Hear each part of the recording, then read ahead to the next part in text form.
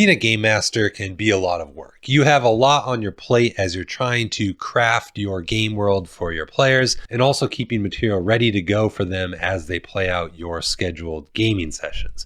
This can be a lot. Every game master has their own style of prep and amount of time they can put into the prep. Some are faster than others, some are slower, some have lots of free time, whereas others have a tighter schedule. But regardless, you are doing a lot of work for your gaming group, so bravo to you. I hope you feel recognized for that as being a game master. One of the common tricks you'll hear as a game master to help you save on some of that prep time is to recycle material. If your players don't investigate that castle, no big deal. You've already done that prep work and you could insert it somewhere else in your campaign later on, or you could save it entirely for a different campaign if you don't get to it within this one with your players. In general, I think this advice is fine. It does introduce the quantum ogre situation a bit.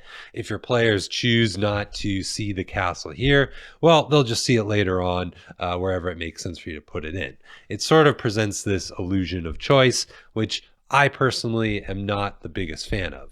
In a sandbox game, if I've committed material to a location or a hex, I don't really like to move it. Because what if the players come back and explore that area later? In a sandbox, there isn't really linear progression, so the chances of them exploring areas that they've bypassed earlier are decently high. Well, if that's the case and we've sort of locked this material in within our sandbox, that makes it a lot harder to recycle in that sense of the common advice. But what if I told you there was another way to recycle your prep that does make sense? A way that could save you time, but also add some depth and richness to your campaign setting. That, I think, would be worth checking out. Hi, welcome aboard the Earthmote. I'm Randall. Today we're talking about reusing game material you've already made by restocking your sandbox. The idea of restocking is to take content you've already made for your game. This could be a dungeon or a point of interest on the overland wilderness, and update it. So there's something new happening in that place after your party has already explored it once. This is pretty much the basic premise of restocking. We've got ourselves a return to White Plume Mountain situation on our hands. So what's the value of restocking? Well, I think there are two main aspects to look at. First, it's a way to recycle that material you've already made that may be locked into a geographic location on your campaign map. This can help reduce your preparation time because you aren't making everything from scratch. You have the details of that location and its dimensions. Instead, what you're doing is reviewing what that place is like and how did the party affect that place the last time they were there, and then who has moved in since the party was last there. This is a lot faster to do. Think of it like a Lego set falling to the ground and breaking. It's become partially deconstructed. In most cases, putting those bricks back together is going to be faster than starting from step one. Okay, so in this manner, you are updating, you are providing a patch to your dungeon. This leads us to the second sort of value proposition of restocking your dungeon, which is improving the verisimilitude of your world. These locations had value to the denizens before the party went there and messed everything up. Why wouldn't they have value after the party leaves too? It's still a place of interest. It could still be a place of refuge or shelter, or maybe something of wonder there. In other words, just because the party is done with the dungeon doesn't mean the rest of the world is. And it's precisely that reason on why we could possibly rehook the party back into our old locations and give them reasons to go explore places they've already been. But before we get to that, if you find yourself hooked on this video, please give it a like and consider subscribing if you want to see more content like this in the future. Restocking the dungeon or the sandbox has some value, but what are some ways that we can do it to make it interesting to the players? In other words, how are we going to entice them to revisit locations that they've already explored? Well, I think there are three main ways that we could do this.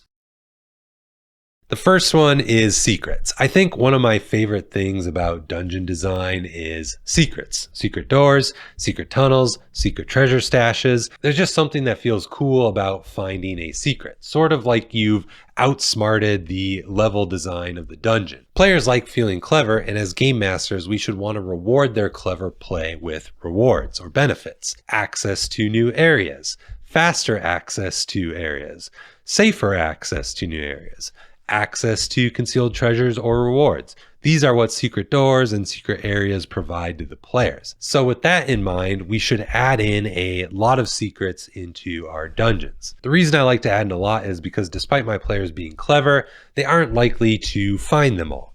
In a normal situation, this can feel like a little bit of a letdown for a game master. You wanted them to find those secrets and see the cool things that you hid within the dungeon.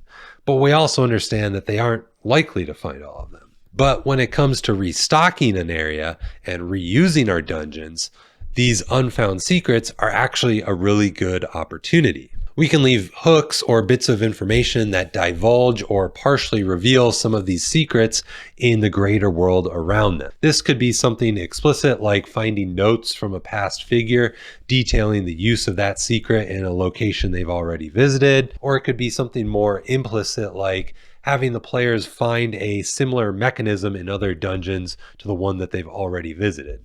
This one could be a little bit more of a leap, but if you make the feature distinct enough, then they might recall it and realize, oh, this other place that we explored had the same thing, but we didn't find the secret there.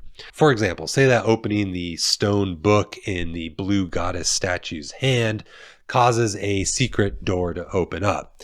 Well, if they've seen that exact same statue in another dungeon, but didn't learn that trick, they might be able to make that connection now, and they might want to go back and explore that area. We can also leave bits of information detailing the storage of treasure within a specific dungeon, but not necessarily divulge the secret on where that treasure is hidden to the players. If they have a reason to believe that that treasure still remains within that location, this could entice them back to the dungeon to search for those secret pathways to find this treasure that they've now learned about. The next reason the players could return to a location is for a fixed benefit. There is some sort of wonder that is beneficial to the players, but they have to return to a specific location to get it because it's only available there. This could be a magical plant or creature that only lives in that area. It could be a magical fountain permanently affixed in a dungeon that provides some sort of magical waters. This has less of a reason or a hook per se. If the benefit is known to the party because of their first explorations to that area, and the benefit is valuable enough to them to warrant a return, then the party is likely going to do so. Now, this is where your opportunity comes in. When the party returns to that location to get that fixed benefit once again, well, then they could be surprised to learn that new groups have moved into that area since they've last been there, and thus adventure ensues. This brings us to the last reason the players would want to revisit a location, and that has to do with factions. If the players catch wind of a new faction setting up shop in a location they've already been to, they might need to return to it to deal with them. If a group of bandits enters the area and the party learns they're camping in a dungeon or a ruin that the party has previously explored, well, now they have a reason to go back. The reason for these factions coming to these dungeons can be varied, but you can also tie them to our two other reasons that we've previously described. Perhaps they've learned of a secret treasure hidden within the dungeon and they've come to find it. Or maybe they learn of the magical fountain that provides spell-like benefits, and they want to use it for their own purposes. These are both great reasons for why a new faction would come into a place and set up shops, regardless to do of what the players have already done and explored in that area. Providing hooks for factions is actually pretty simple. You can spread news of the faction being in the cited area or entering into the dungeon or point of interest. Factions are made up of people, and people talk. So getting some news or rumors about the faction should be easy enough to do and be plausible enough to provide to the players. Of course, that news does need to be worthy enough for the players to decide to deal with the faction that has entered into this location they've already explored. No, in this case, I don't necessarily mean defeat or drive them off. They could just as well want to go and trade with them or get some sort of assistance from this faction in a location they've already been. So now that we've talked about 3 ways on how you can get players to return to those dungeons and allow you to restock them and sort of cut down on some of your prep time, I have a couple other notes just to call out on restocking your dungeons. First, how often should we restock our dungeon? I think largely that's going to depend on your game and how you manage your flow of time within it. If your players play 10 sessions that span only the course of 2 days in game time, then that's not enough time for entire new factions to move into these locations. I personally like 1-to-1 time in my sandbox games, so that, if 1 week passes between games, 1 week also passes within the game world, so that a month or 2 of real-time passing means that it's possibly feasible that new denizens are starting to check out these locations and possibly move into them. But if you don't like 1-to-1 game time, or that doesn't feel right for however you have structured your campaign, this is a good reason to introduce downtime into your campaign world. Let the wizard learn new spells or transcribe spells into their spell book. Let the players set up a domain or begin constructing a castle. These are good reasons to have time pass because it can also change the campaign setting around them and sort of provide these opportunities to reuse content that otherwise might be forgotten as they go about their business. You may also worry that the players have plundered most of the treasure in the location, so they won't have a good reason to go back.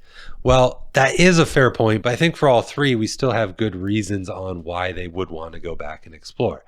When it comes to secrets or secret treasures, that's going to entice them to go back. That's the treasure that they want. So you're covered there in terms of the reason they would want to go back and explore a dungeon they've already been to if they can find the secret treasure that they missed before. When it comes to a fixed benefit within that location, they're already going back for the benefit. They already want that, temporary blessing or temporary spell buff that they can get from that magic fountain. They don't need any other enticement or treasure to go back to that location.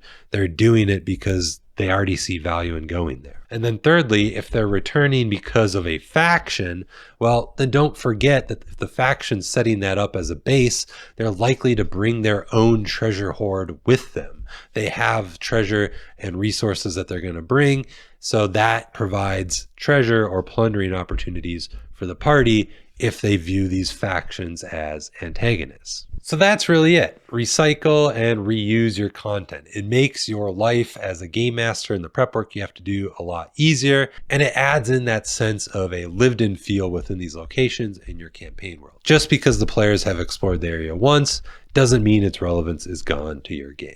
If you enjoyed the video, please like and subscribe. Check out Enchanted Nimbus, my monthly newsletter. Thanks for hopping aboard the Earthmote. I'll see you in the next one.